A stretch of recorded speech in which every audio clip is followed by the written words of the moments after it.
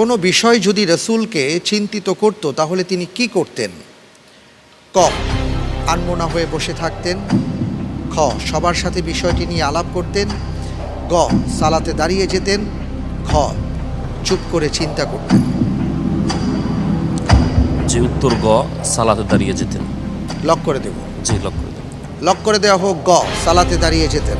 যে হাদিসটি বলতে পারবেন? জি, ইনশাআল্লাহ। কানা রাসূলুল্লাহ সাল্লাল্লাহু আলাইহি ওয়াসাল্লাম ইযা হাজ্জানাহুল আমরু ফাজিআ ইলাস সালাহ। আচ্ছা, কোনো বিষয় যদি তাকে চিন্তিত করতো তাহলে তিনি সালাতে দাঁড়াতেন। জি। ভাই, আপনি হাদিস বলেছেন, এখানে আর আমি তো এটা বলতে পারবো না যে উত্তরটি সঠিক হয়নি। অবশ্যই উত্তরটি সঠিক হয়েছে, আলহামদুলিল্লাহ। আলহামদুলিল্লাহ।